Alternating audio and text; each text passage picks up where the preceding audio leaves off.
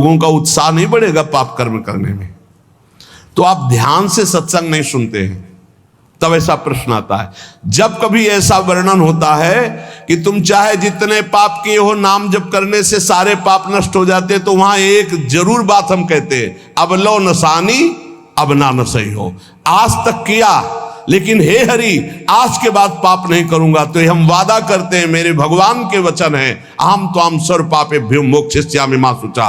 और सूक्ष्म रूप से अगर आपने ध्यान से सुना हो कि अगर आज आप कहते हैं कि हे भगवान मैं आपकी शरण में हूं, अब आज से मैं पाप बंद करके आपका नाम जप करूंगा, पक्का आप निष्पाप हो जाएंगे। लेकिन कल फिर पाप जानबूझकर करते हैं तो प्लस हो जाएगा पीछे का। ध्यान से सत्संग सुनोगे तो प्रश्न नहीं उठेगा। क्या नाम जापक का पापोत्साह बढ़ता है? जप करके तो देख, प्रश्न करने की जरूरत नहीं। नाम जप करके देख। हम कहते हैं नाम ही एक ऐसा जो सर्व पाप प्रणाशनम। और देखो ये तो हम कह रहे हैं, लेकिन इतने में से जितने बैठे हो हमें बताना कि एकदम ब्रेक मार के हमें दिखा दो कोई कि आज से भीष्म प्रतिज्ञा है और निर्वाह करके दिखा दो। ये तो कृपालु भगवान है, कह रहे हो, हम भी कह रहे हैं कि आज से हम पाप नहीं करेंगे। लेकिन हो सकता है कि ब्रेक मारते मारते गाड़ी बीता दो बीता आगे खिसल जाए, वो ब्रेक मानी जाएगी, ब्रेक ही मानी जाएगी कि देख लो पहिया नहीं चला है, पर ब्रेक मारी खिसक गया एक बीता, उतने में घटना घट गई। तो जनयो गुण प्रभु मान न काऊ, दीन बंधु अति मृदुल स्वभाव। अब मन रहा है विषयी पापात्मा, ब्रेक मारते मारते कोई गलती बन गई तो राहत न प्रभु चित चूक किए की, करत सुरत सय बार ही।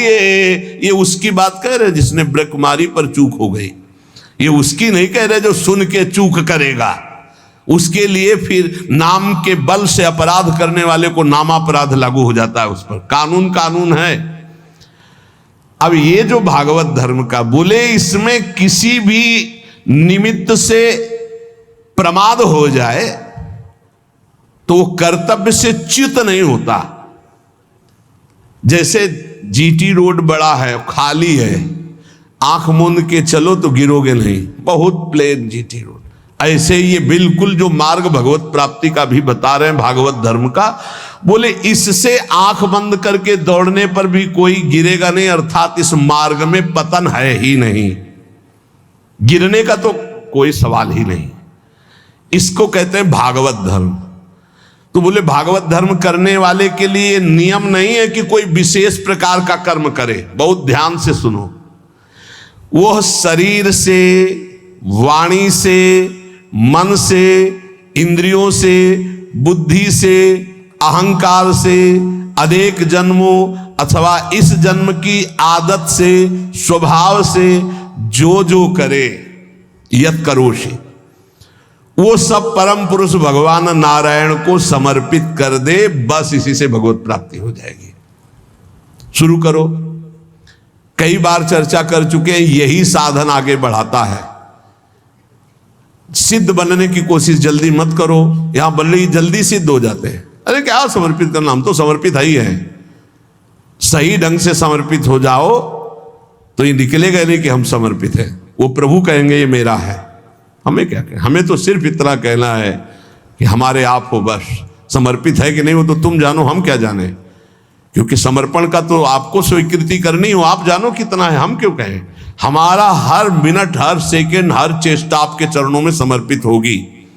अब यहां देखिए, प्रातः से उठो और एक एक घंटा का समर्पण शुरू करो।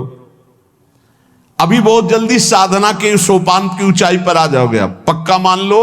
लेकिन वही कर पाएगा जिस पर भगवान की कृपा, जो हम कह रहे हैं।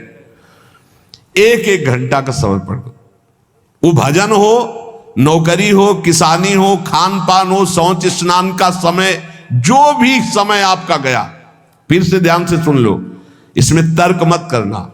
शरीर से, वाणी से, मन से, इंद्रियों से, बुद्धि से, अहंकार से, अनेक जन्मों की आदतों से, एक जन्म, इस जन्म की आदत से, स्वभाव से, अहंकार से जो जो भी कर्म हो रहे हैं वो सब परम पुरुष भगवान नारायण को समर्पित कर दो। इसे भागवत धर्म कहते हैं। इसका फल होगा भगवत प्राप्ति। कायेन वाचा मनसेन्द्रियैर्वा बुद्ध्यात्मना वानुसृत स्वभावात् करोति यद यत् सकलम परस्मै नारायणायेति समर्पयेत।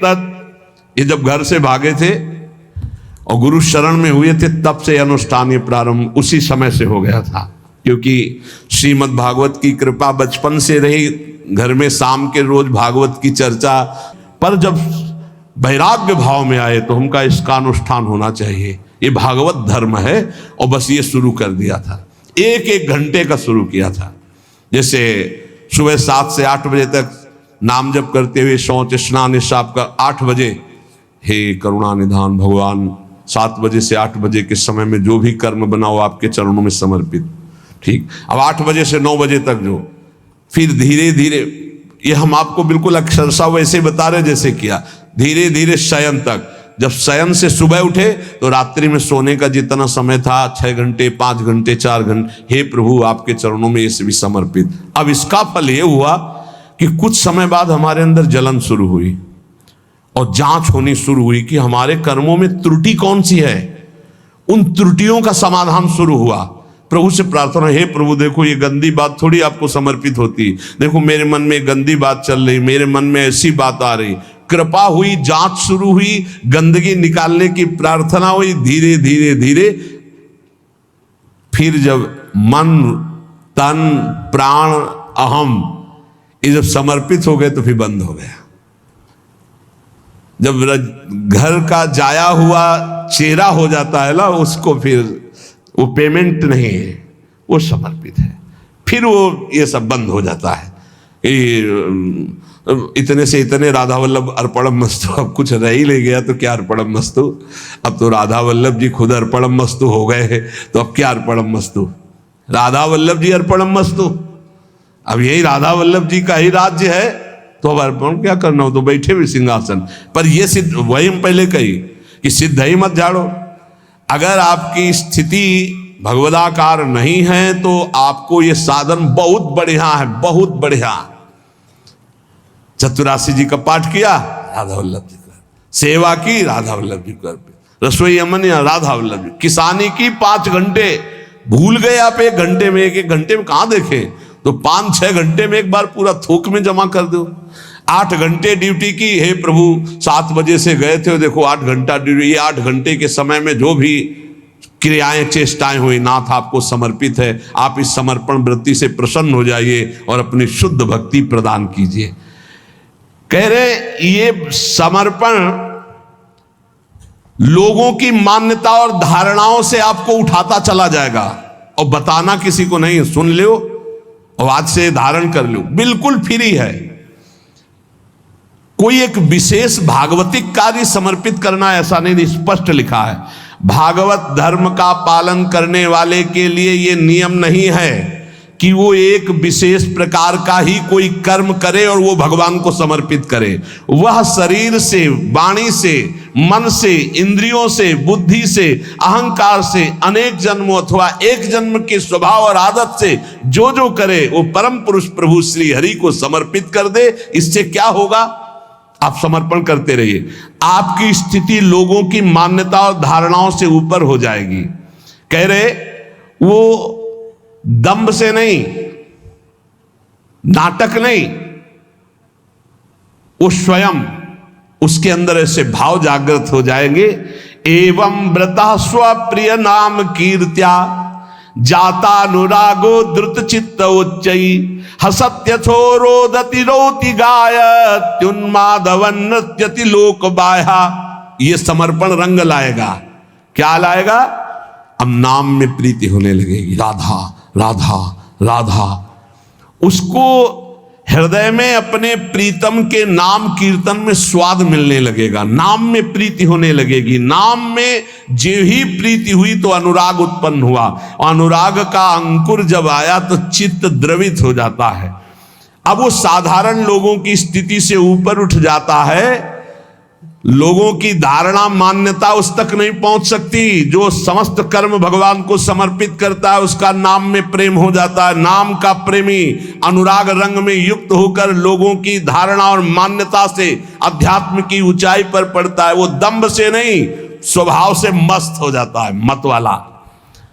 अब वो कभी खिलखिला कर हंसता है, कभी फूट फूट कर रोता है, कभी ऊंचे स्वर से भगवान को पुकारता है, कभी मधुर स्वर से भगवान नाम कीर्तन गुणगान करता है।